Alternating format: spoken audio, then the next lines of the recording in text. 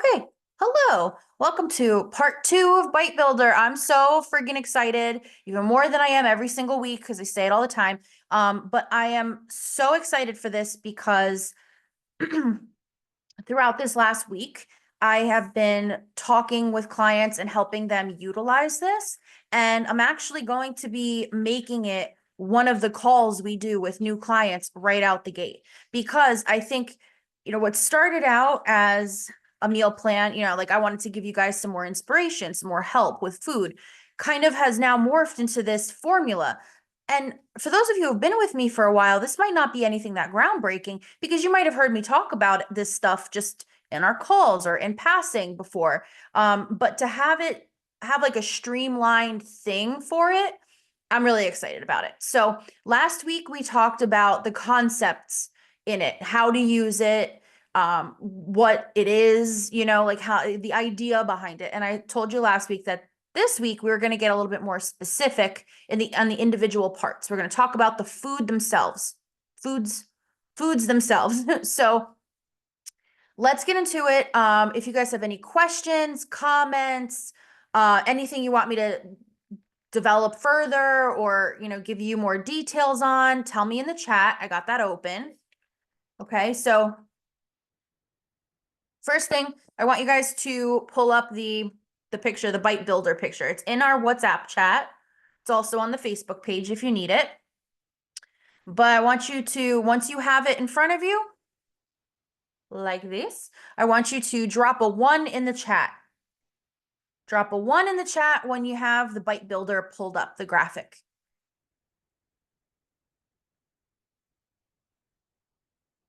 Awesome. Cool, cool. Get that pulled up. And isn't it so cute looking too? Thanks, Molly. It's like everything's so branded. Like, look at that. How official. So drop a 1 when you have your graphic pulled up. It's in the WhatsApp chat. In the general chat, if you guys are having a hard time finding it. I know we have the Happy Hormones Club going on, but it's in our original general chat on WhatsApp.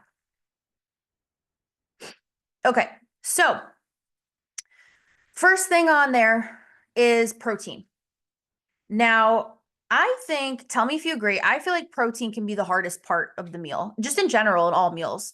I feel like or at least we think it takes a lot more work. Oh, we still need to download WhatsApp. Okay. So it's on the Facebook page too. Someone just sent me a message that they're not on the WhatsApp chat. So on Facebook, if you go to the group page and you go to the the Bite Builder post that I put up, I think it was Monday. If you go in the comments, there's a link in there. You click that and you can scroll over to it. So you can access it that way as well. So like losing my voice. What? Yeah.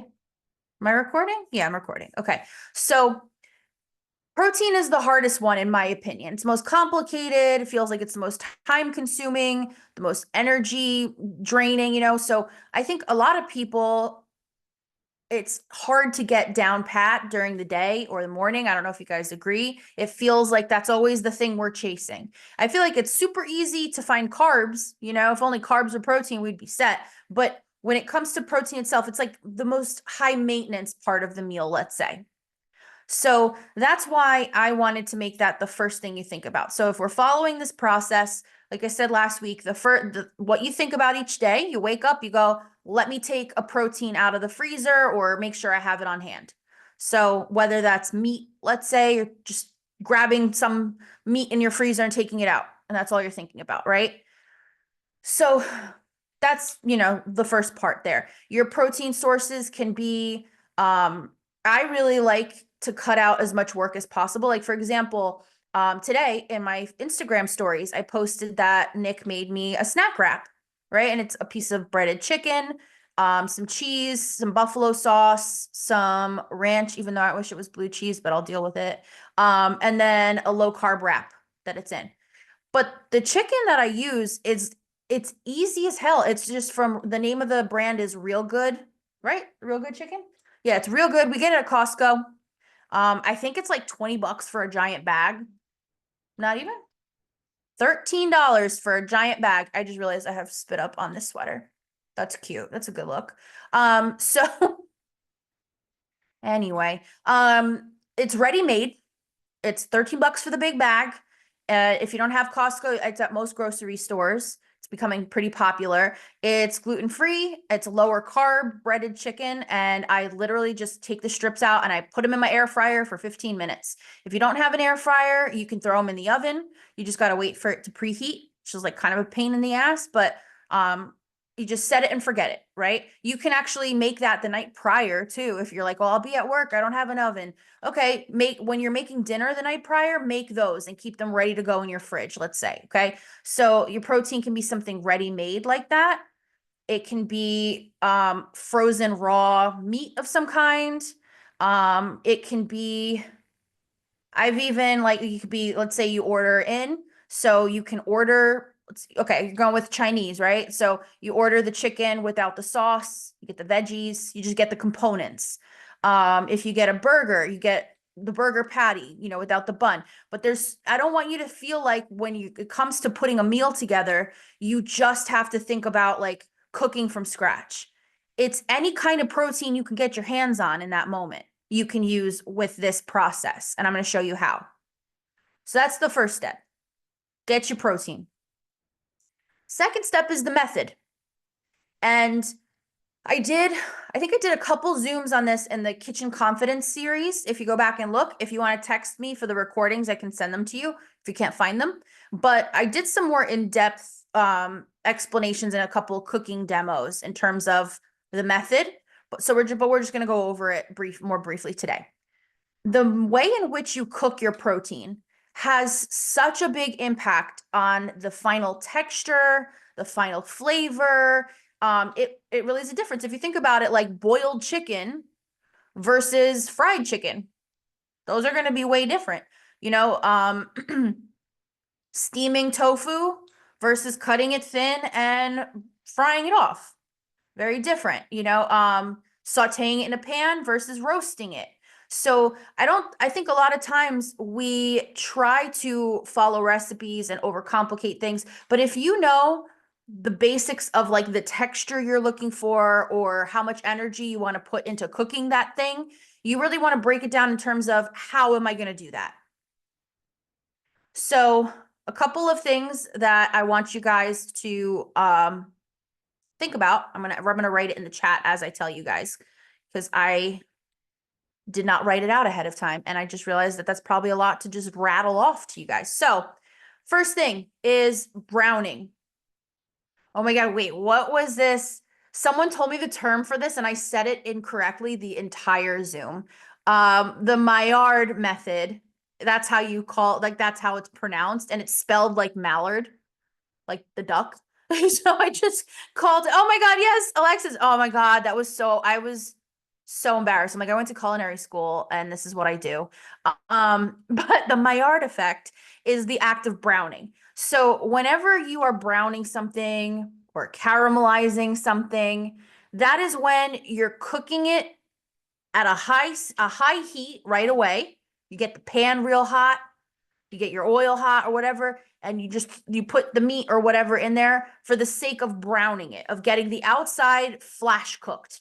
You almost want to think about it as burning it. Burning food is a good thing. I'm not saying char it to a cinder, but I'm saying to cause a little bit of a browning effect, that is extra flavor. It's extra flavor. It has more of a better texture on the outside. No one likes a gray steak. You ever cook a steak and it comes out looking like you mixed all the Play-Doh together, it's all gray and dinosaur looking? Nobody wants that. Nobody wants to look like you were served, your daily rations. Especially not with the price of meats these days. You don't want to get a piece of meat and cook it and it's like, this is depressing. So you want to how do we get that nice like flavor on the outside? That's browning. So we got, oh my God, my computer's way up here. Browning, cook outside, quickly at a high heat. Oh, shit, I sent that to one person. I hate when Zoom does that.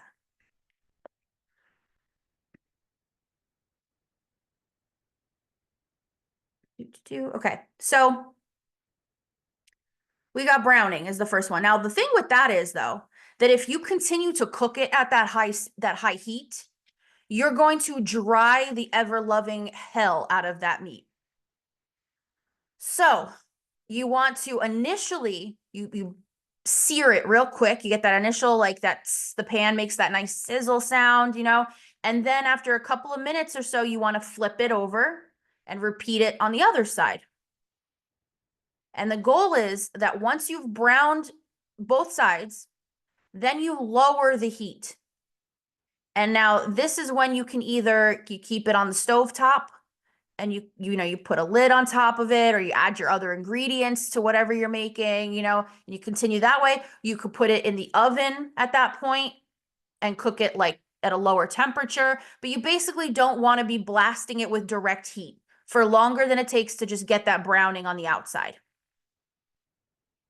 You guys following me so far? So that's the first thing. That's probably one of my favorite methods outside of air frying. Just because it causes this nice flavor on the outside. It gives you like a nice texture, but the inside is still tender. It's not dried out. We're not going to say the M word, right? It's not dried out. And it's just delicious, especially for any kind of meats that you're doing. Some meats, like I'm talking about this stuff in terms of like quick cooking, but let's say you're gonna make a roast or a stew of some kind, even if you're using a crock pot where you're gonna be cooking it low and slow, brown the meat first in a pan before transferring it for the long cooking at a low temp. It makes a huge difference. It's friggin' delicious. I could do a whole Zoom on browning meats. And even veggies and stuff like that. You want that good caramelized outside that's full of flavor. So good. So that's the first part. Second way you can make it, I have here air fried. I love an air fryer. I know a lot of people, don't want another appliance, let's say, on their countertop or whatever, but they make small ones. I love it for its ease of use. You don't have to really preheat it like you can if you want it to be extra hot. Some people might argue that. I don't. I just throw that shit in there and it's easy. I can't tell you how many times I've made chicken thighs in 20 minutes, right? You season it, you put it in the air fryer, done. The texture's great, it flavors great. It doesn't, like it kind of does what you would do browning, right? It gets you that browning on the outside and it keeps the juices on the inside, and you don't have to do anything. You put it in there, you press a button, and you go about your business until it's done. It even beeps at you to let you know when to turn it. I love an air fryer, and they make them small. You don't have to get some big gargantuan clunker on your countertop either. For air frying though, a little spoony tip, get the inserts, get the parchment inserts or whatever it is, so you don't have to clean it every time. I'm going to be real with you. I'm not the greatest. We're not the greatest at cleaning between uses. There are plenty of times where I'm like, it doesn't look like it'll light on fire, and I just put it in there and it's fine. But that's not like, I don't know. I feel like someone would judge me for that. Not you guys, but being real. You can also use foil. I've definitely done that before. I do that with my salmon bites that I make. I spray the foil down with a little bit of nonstick spray, and I put my salmon bites on there and I put it in the air fryer, and then there's zero cleanup. Throw it out. So what air fryer do we use? Babe, can you tell me the name? Oh, it's from Sur La Table. I'm probably saying that incorrectly too. The French would hate me. But it's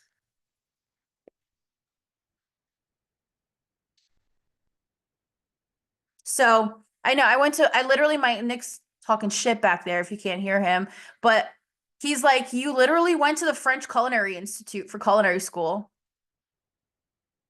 It is what it is. So, um, yeah, that's our air fryer. And it's a big one because we make a lot of meals in the air fryer. We use that shit like at least once a day, every day. Like a very, very, very well-loved appliance in our household.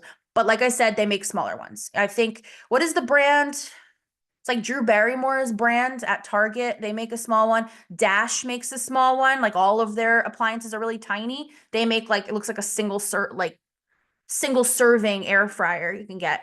But ours is literally like the biggest one we can find. So, and it's not that expensive either. Like we got it on sale. Oh yeah, good point. Nick said Black Friday. Look out for an air fryer if you're in the market for one. So, okay. What? Nick is full of helpful advice. He says we're gonna put it on an Amazon link, or we're gonna send the Amazon link in the chat after. So I'll send you the link to ours. So anyway, air frying is great. I'm gonna simplify it. I'm gonna be honest with you. There's all kinds of controls on there and temperatures and times. I put that shit at the highest temperature it can go, and I just watch it. I just watch what's in there. I don't really ever go lower on the temp. I like things crispy on the outside. I will watch them so they don't dry out to shoe leather, whatever I put in there. So that's the caveat. But I don't fuss with the other, like they have bake, they have broil, they have all kinds of shit on there. I air fry 400 degrees, which is the highest it goes, and I press go, and then I just go and check every so often. And I don't have a problem with that. When it's done enough for me, I take it out. That being said, get a meat thermometer. They're not expensive. I will also link the one we have. It has on it, it has like a listing of all of the temperatures that meat should be. And it's got like a probe. So you just stick it in the meat and it reads it for you. And once it's at the minimum temperature, you know it's cooked. I, in the past, was a notorious chicken overcooker. I'm always terrified of like killing someone with undercooked chicken. So I would dry chicken out like crazy until we got a meat thermometer. And now I just, like I said, I put it at the high temperature. I go back and check it. After about 10 minutes or so, I check the temperature. If it's way under, I know I got like a good 5 minutes left, and I'll check it again. If it's close, I put it in for a couple minutes and check again. And then as soon as it hits that internal temperature that needs to be, we take it out and it's done. I also love that for salmon too, because I get so pissed off when I overcook salmon. It ain't cheap, and I hate the taste of of like overcooked salmon. I will not eat it. So meat thermometer all the way. Big fan. Okay, so sauteed in a pan, we kind of went over that, but if you're not doing browning, you know, that's the easiest way to just heat something up, in my opinion. It's the quickest, especially if you have like a gas range. If it's electric, it takes, you know, boogie oogie, it takes a long time, in my opinion. But same spiel, just make sure your pan's hot. That's the biggest thing. Don't let the food you put in the pan heat up with the pan unless you're like warming up a sauce or something like that, you know, like anything else. I always rule of thumb, hot pan. So writing this in the chat has gone to shit, in case you guys haven't realized. So if you need me to repeat anything, I haven't written a damn thing down since browning. So if you need me to don't laugh at me. We're working with Timu brain here, you know? So if you need me to repeat anything, don't feel bad in telling me, because I haven't written anything down in here. So we're doing it together, guys. We're getting through. Okay. Grilling, self-explanatory. We got, you know, if you're able to grill, like global warming, we're grilling a lot later in the season every year. Like, I don't understand how in New Jersey you could be out there grilling with like a long sleeve shirt and you're good, which is just insane. But you can also, they have like the little, like George Foreman grill type setups, the panini press type setups, the indoor skillets, whatever, you know, same thing. I don't have any of those for inside. When we grill, my grill's like wait, where's my hand? Right there. That's my grill. See that big thing, the shadow? That's my grill. So that's what we do. But same thing, get it nice and hot first. Do you see a theme here? Get it nice and hot, sear the meat when you put it on, then close the lid, let it continue to cook till it's done. And there you go.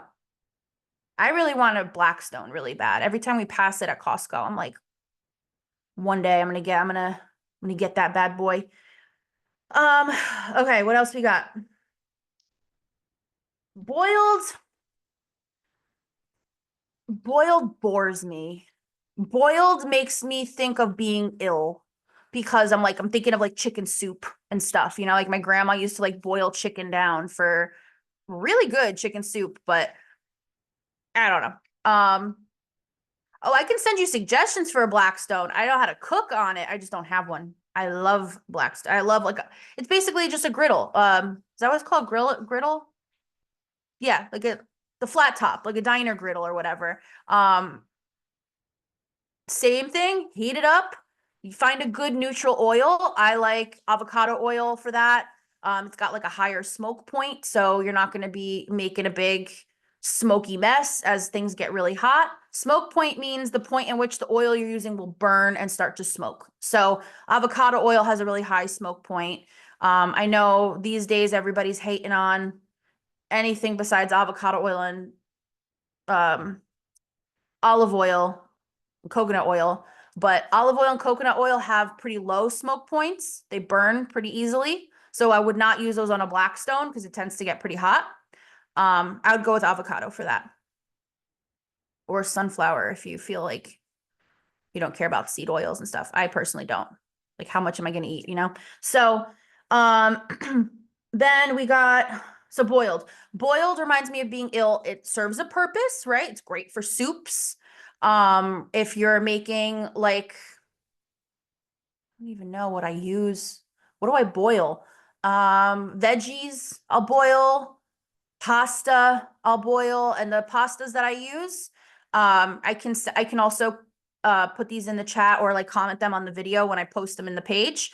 I use pretty high protein pastas. So that might even be my protein for my meal, honestly. Because I think what do I boil? Eggs. You could boil eggs. Everybody knows that texture. I hate peeling eggs.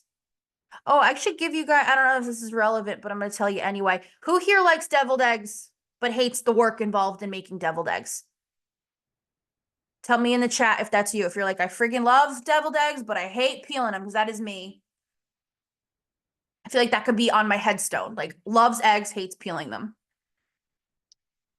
So what you do if you want to make some deviled eggs, and it looks really fancy and really cool too, you take your eggs when they're raw, of course, you crack them and separate them.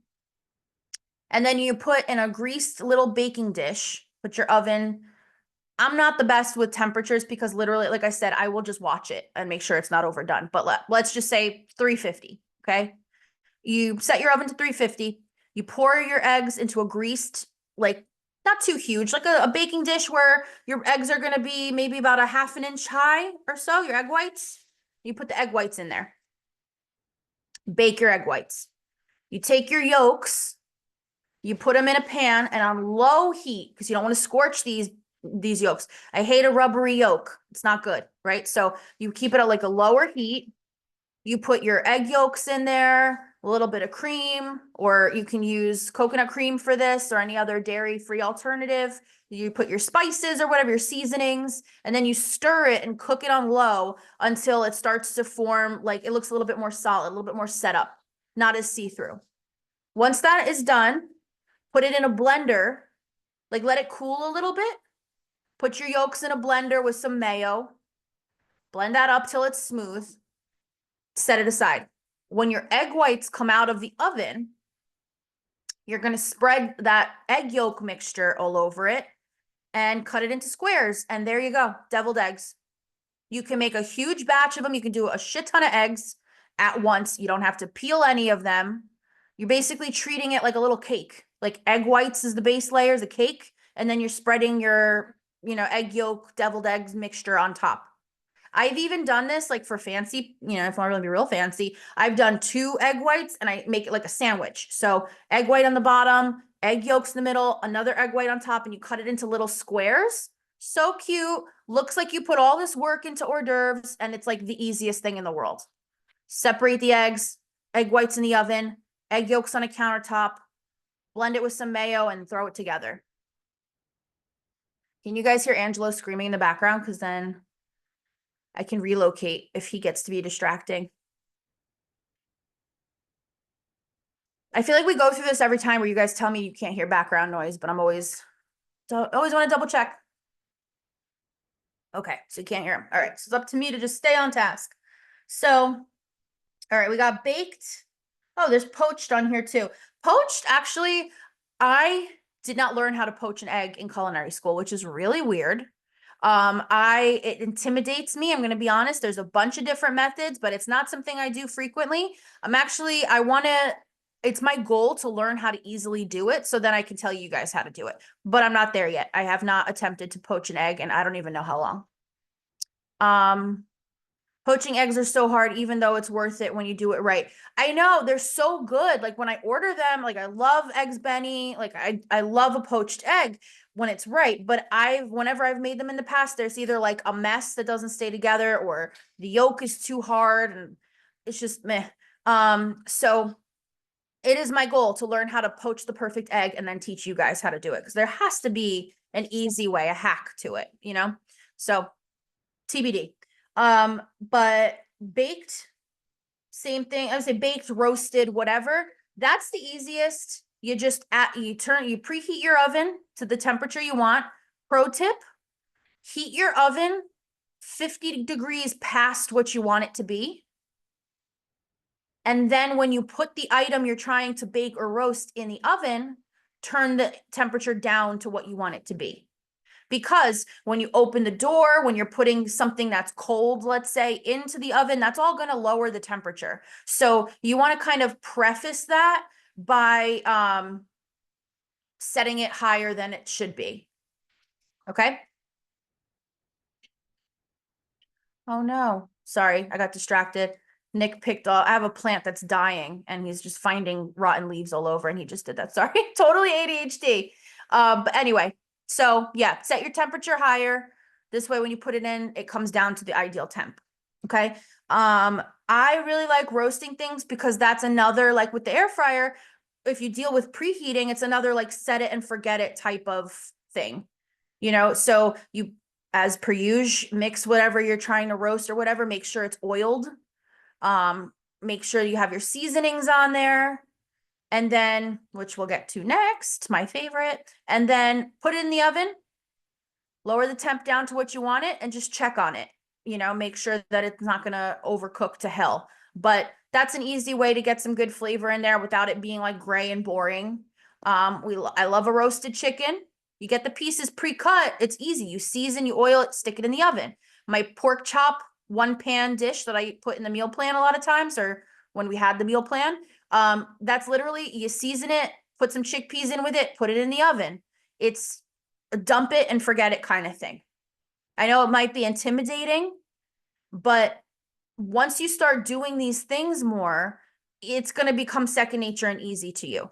And I know that when you're dealing with all of these methods, when you have chronic illness, especially if you have energy issues and you have any neurodivergency, I always call it like the mental load of it. So if something in theory or in practice, let's say, really takes 5 minutes, it's so easy to throw together. It still might seem really daunting to us, right? Like how many things I can return right down the road to Kohl's and get an immediate return for Amazon, and I just miss the window completely because factoring things into our day is where we might struggle with it. If you have energy issues, if you have executive function issues, it's not that you don't know how to do it, right?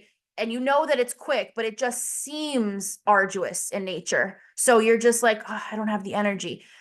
But I think a lot of these things, once you start doing them and once you have the meat thawed, that's why that's the first and only thing you think about in the morning. Because if it's out thawed, you just have to put seasonings and then put in the oven or put in the air fryer, put in a pan, you know, and then you start to feel more at ease doing it.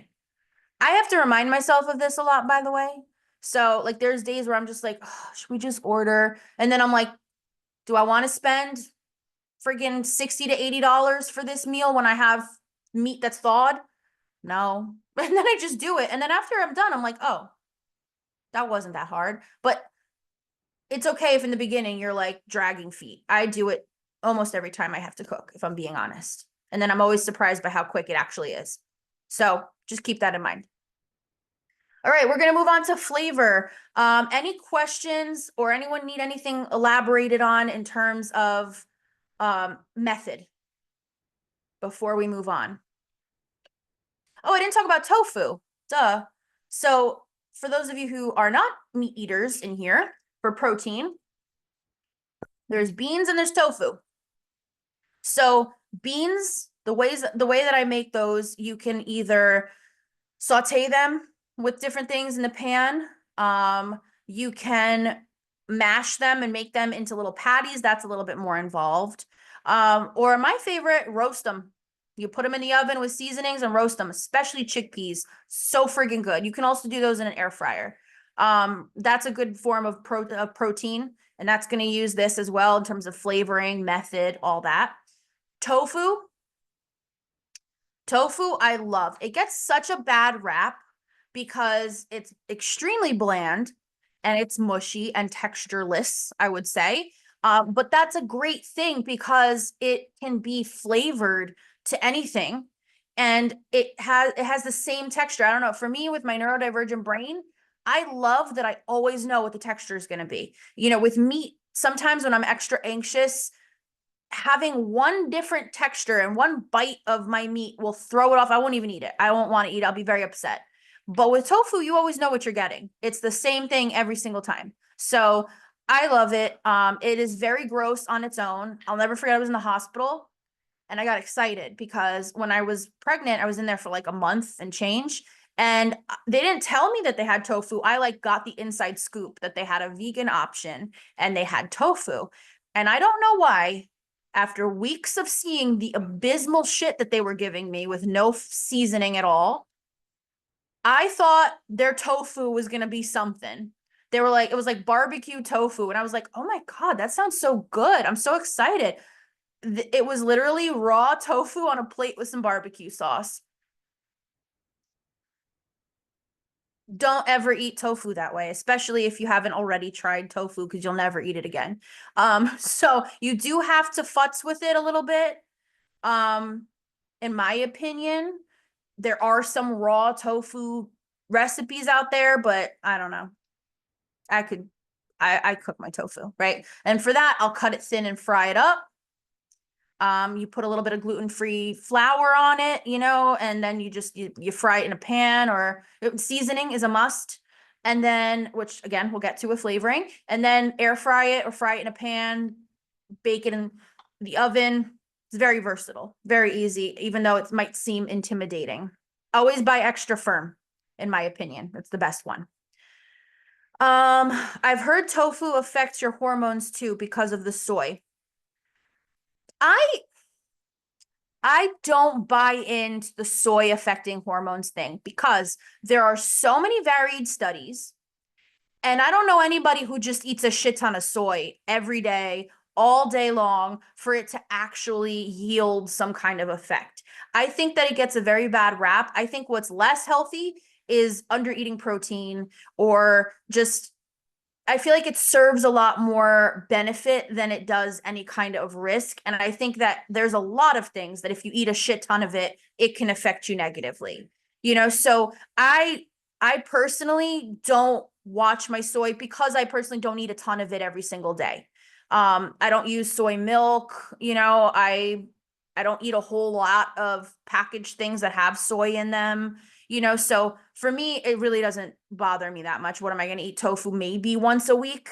You know, for me, the ease of having it is, and having such a good source of protein far outweighs any unproven risk. So that's just my opinion. Do you need oil for an air fryer? To be honest with you, I mean, here, I don't ever really worry about stuff. I'm trying to think when I use oil in my air fryer. No, I do sometimes though. Nick's and you don't need it, but I use it if I'm trying to coat something that I want to have like a really crispy exterior, or have like a browning effect on it, I make sure that it has some oil in its seasoning, right? So like if I'm making the chicken thighs I was mentioning before, I will add some olive oil to my marinade mix or my dressing that I put the chicken in, and it gives it like a crispier effect on the outside. My salmon bites, for that, I've tried it in the past on foil without olive oil and it stuck a little bit. Not a lot, like I could salvage it, but I don't want to deal with it. So I'll put a little bit of nonstick spray. But it's not like it's absolutely necessary for you to, it's not like you would have to grease a pan, let's say, or a baking dish. It also has that little like bump up thing so air can flow underneath it. So I don't know, it's up to you. Okay, so let's move on to flavor. And then flavor, sauce, and dressings, kind of all the same thing. Okay, so when it comes to flavors, I feel, and seasonings and stuff like that, I feel like people, how do I want to say this? Because it's not true for everybody.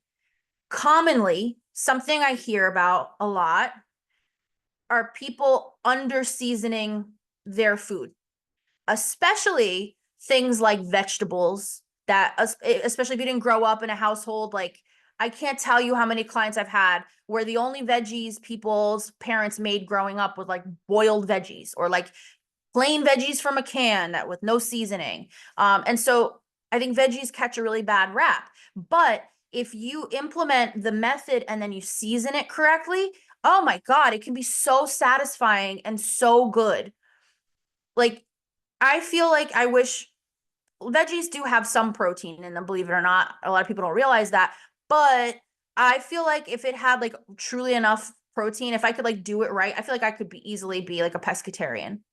You know, that like I love seafood and I love friggin' vegetables. So, and it's not just because I'm sitting there eating raw veggies with no flavoring on them, like a rabbit, you know, even though I probably could. It's because I season and treat my veggies the same as I treat anything else that I'm wanting to eat. It has to be seasoned well. Okay. Um, I I use my trifecta a lot. If you guys see me talk about that, you will see me use some variation of these three things all the time. Who knows what they're going to be? Garlic salt, soy sauce, sesame oil. My God, the combination of those three, if you're baking it, if you're air frying it, if it just, it's so freaking good. It's like got the perfect depth of flavor. It's like salty enough because you know, when you go to a restaurant, if you're like, why doesn't my food taste like a restaurant? They salt the shit out of that food in the restaurant. That's the key, you know? So I'm not saying like go so overboard that you're sitting there, you know, like high blood pressure or whatever, but I'm just saying comparatively, like if you're afraid to over salt and you just put like a little sprinkling of salt, that's why your food ain't tasting like restaurants because they season the shit out of their food. So that's the big thing is I want you to start experimenting with different flavors. Don't be so nervous, right? Like you don't have to, if you're like, well, I want to try flavoring, I want to try more seasoning, but I don't want to ruin the whole meal. Try it on a little bit first. Get familiarized with different flavors and seasonings and figure out what you like, how much you should add of these things. Because if you notice in my recipes, I very rarely give actual measurements because I'm just used to knowing how much I like, and that's subjective. So I want you guys to figure out how much seasoning you prefer on things, which might be different than mine. So that's the biggest thing.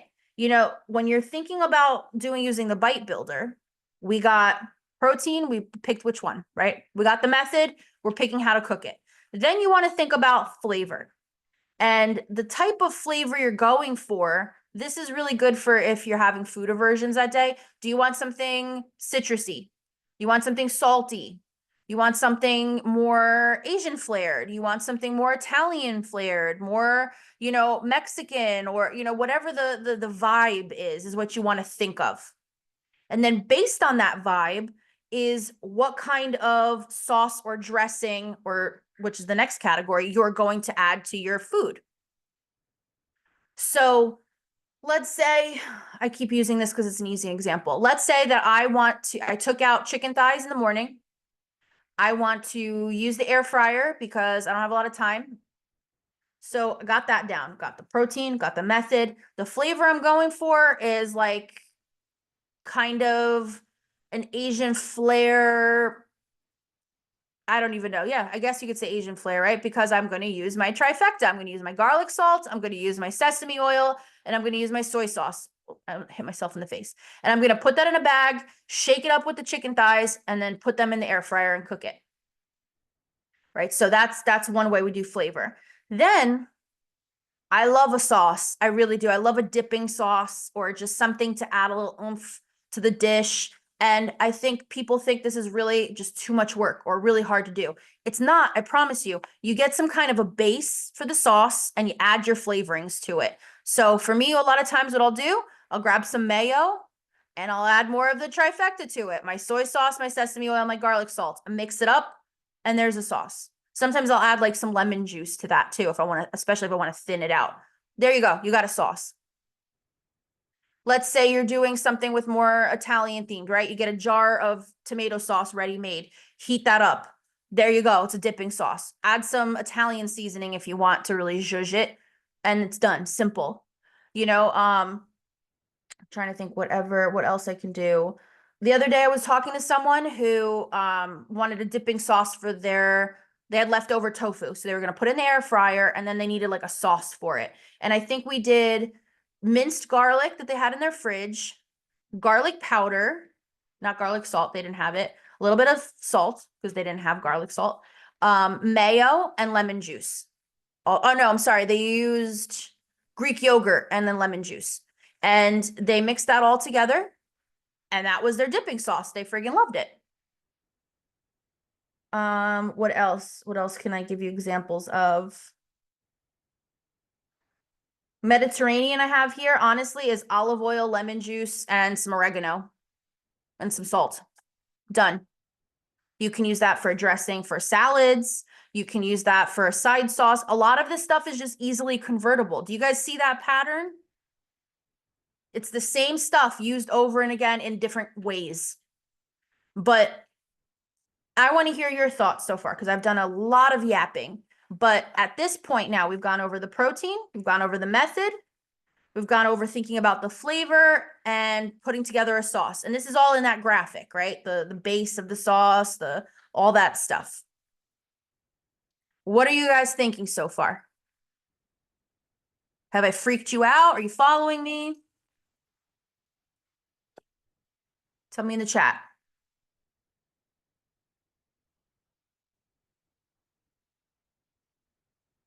In the chat here, canned veggies my entire childhood. Oh, it's so sad. Like, I mean, hey, veggies, it's accessibility, whatever, but like you can still make canned veggies really good, so, and I know a lot of people grew up with like very bland veggies. It was like, you should eat it because it's healthy, but it's like not fun at all. I take my veggies very serious. So, since you brought up flavor, I have to tell you that I just had kimchi with dinner. Oh, so good. Nick Nick just shot me a look from across the room. No, they didn't throw it out after. They ate it and enjoyed it like people do. Nick, I don't know if you didn't see the last Zoom. He has a long-standing hatred of kimchi and he won't even try it. He refuses to try it. That's what I want for Christmas. I want you to eat kimchi and try it. No, he's like, I'd rather smell Angela's dirty diapers than smell kimchi. He hates the smell of it, but I'm sorry. It's so freaking good. I don't even think it smells bad anymore because now that I eat it and enjoy it, it just smells like onion and kimchi. Like, I don't know. Oh God. It's so good. It's so good. The one from Costco, it's like a huge container of it for like $7. Big fan. And it's actually very good for you. Kimchi is great. It's fermented veggies, so it's really good for the gut. I'm a big fan. I put it in my egg salad lately and it's next level. Okay, just thinking about how I need a lesson on air fryers. We can totally do that, but like I said, I just throw it in there, put it at 400 and let it go. And then I just check on it and that's all. And it comes out great. That's how I warm stuff up. That's how I cook stuff. And keep it very simple. What else? Guys, share with me. What are you thinking? As you're watching, as I'm going over this, is this seeming like something that you could easily utilize? Who's gonna experiment with some flavors and some cooking methods after hearing all this?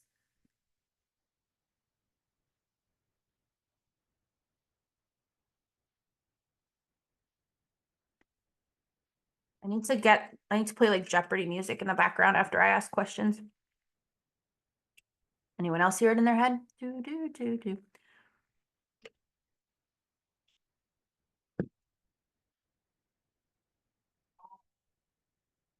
Trying to get back into cooking after a few weeks of not having the energy. Yeah, just start with the protein and let it take you from there. I love the link to what fryer y'all use because I have an Amazon gift card for my birthday. Happy birthday. Yeah, absolutely. I'll send it to you. I think my biggest struggle is finding what I want for the moment because I get mad food aversions. Totally understand that. That's why I think that's the beauty is you take out the food in the morning so it's there for you. And then when you come back to it to cook it, you think about what kind of texture am I in the mood to eat? Because that's where the method comes in. If you want something that's crispier, if you want something that's I'm going to use chicken again as an example. Do you want like a fried chicken thigh kind of thing? Do you want chicken salad where it's more of like a sandwich thing, kind of spiel? Do you want something? Do you want chicken soup? Like what are you in the mood for texturally at that point? And then you think of, okay, I want chicken, I want it fried, crispy. And then you think of what flavors you are palatable. Do you want something that's just like you put some lemon on it and call it a day? You want some Italian style to it, in the moment. And that might change from day to day based on your aversions. But as long as you're just thinking, what do I have on hand to slop together? What am I in the mood for now? You have this method to kind of make that come to fruition. Yes, can utilize. I actually just bought sesame oil at ShopRite when I was watching your reel of the peas and eggs. Yes. So good. I swear, I had people messaging me like they're like, I would never eat that. And I'm like, I will pay you $20. Not really, because I don't know where there's like randoms on Instagram. But I was like, I would bet you $20 that if I made you these peas and eggs and blindfolded you and didn't tell you what you were eating, you would enjoy it. I'm very cocky about my vegetables. You know how many retreats I've had with people that Becca, you were at the retreat where I like made veggies for people and they were like, actually, this is pretty good. I'm like, yup. I'm very cocky about my veggies. So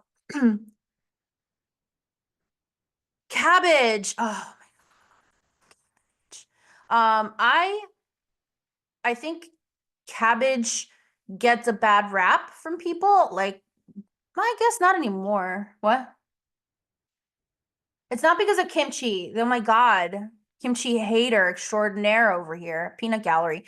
But I feel like cabbage gets a bad rap kind of like Brussels sprouts, right? Like it's kind of trendy now, but there's also people who either like love it or hate it. I think it's all in how you make it, if I'm being honest, right? So you can shred it and make it into a really good salad that keeps in the fridge for like a week. You can bake it really easy. Chop it up into like you take the head of the cabbage, you chop it into slices, season the each slice with the trifecta, the soy sauce, sesame oil, garlic salt. Put it in the oven. Delicious. Delicious. Cook it until the outside leaves are like a little bit charred and burned. Fantastic. Oh yeah. Oh, go ahead, Anne. Get with the cabbage making. It's so delicious. Trifecta, bake it. Done. The pan cabbage. Yes. Oh my God. Okay. So when I had my San Diego retreat, it was like, I swear to God, this might be a tangent, but whatever.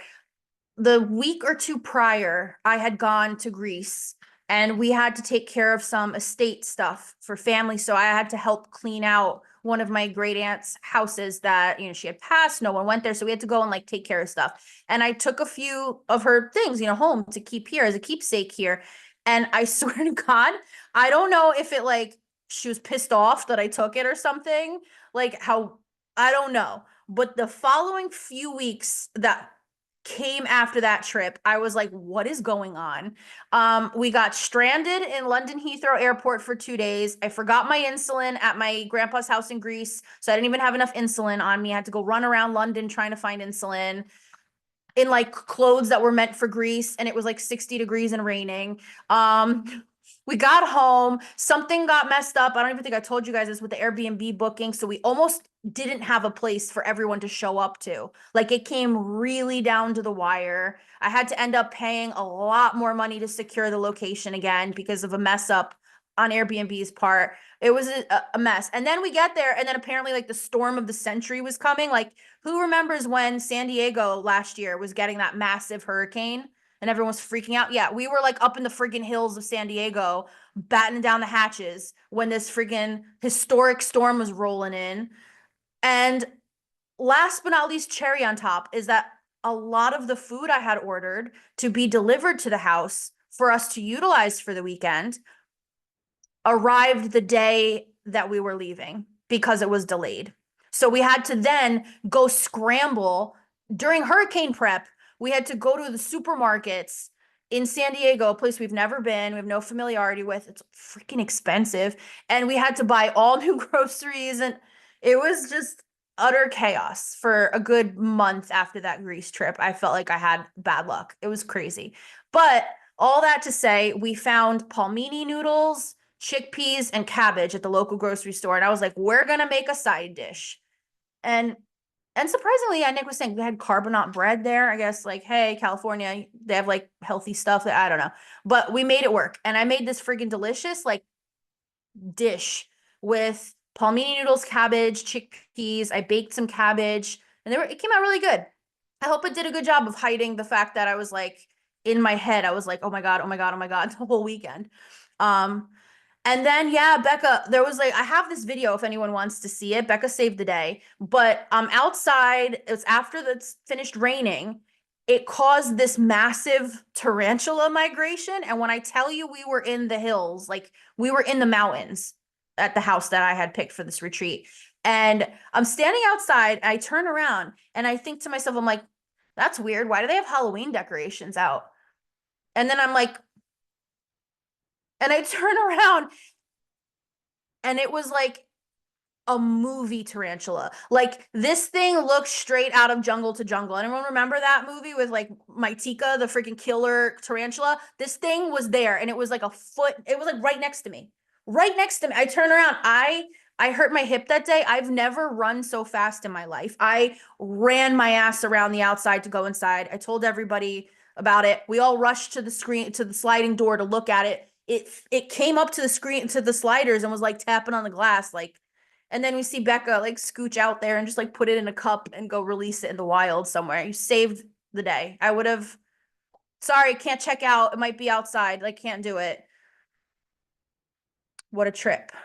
Long story short, we made good food still. I'm very proud of that. We ate well the whole weekend, but it was just one thing to the next. That freaking tarantula. Oh my God, it was huge. I don't do well with that, with bugs. Um, okay. Anyway, cooked veggies are better for the gut too, right? I feel like sometimes when I have raw ones or salads, it's bloat city. It's harder to break them down, especially if you're eating something like raw greens or broccoli, like anything that's got like a good amount of fiber to it. Definitely harder to break down when it's raw.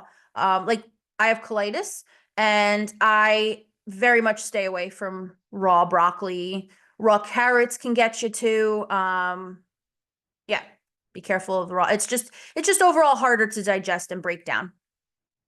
So, am I missing any here? It's nice to know I'm not the only one who feels that way about canned veggies. I ate fresh produce growing up, except for very specific Filipino dishes. I had no idea what to do when my husband gave me canned veggies. You can make them good. Just strain out the excess liquid, brown it. So you make sure your pan's hot first, or you're going to get into a hot oven, let's say. Add your seasonings, add some kind of oil to it so it cooks up, it's not watery. And then make sure you don't overcook it. canned is just as good as fresh. It's just it needs zhuzhing. You can't just like I have clients that just dump it out in a saute like in a little sauce pot and like heat it up and there you go. And it's not going to be the greatest. So, okay. I want you guys to think about some options, you know, like I want you to text me if you're like, "Hey, I got these ingredients, I don't know what to do with it." Or, "Hey, I took out this meat, I'm exhausted, I don't feel well." Please don't hesitate to text me.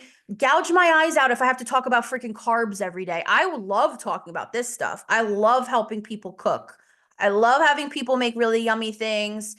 I love the feedback. They come back and go, "Oh my God, Michelle, I made this food. It doesn't suck. It's great." I love hearing that. You're never bothering me. So please let me know how I can help you with this stuff. And how to utilize the bite builder. Okay. Next week, what we're going to focus on, we're going to focus on sides.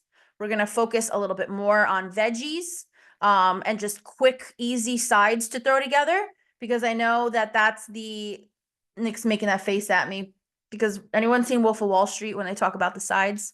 I said it last Zoom too. You're not going to be able to be here for that next week because every time I say sides, you're going to look at me like, anyway, next week we're going to that's what we're going to focus on. So let me know if you have any questions. Enjoy, make good food. If not, I'm here to help you and I will see you guys next week. Oh, you want to see Angelo? Nick's bringing him over. Guest appearance. Look over there. He's still a floppy little potato. Hi, little one. Oh, the chat's going wild. Everyone on Spotify is pissed off they're not seeing Angelo. They should tune in live. They should tune in live or watch the recording. So, all right, guys. I hope this was helpful. And enjoy the rest of your night. Bye.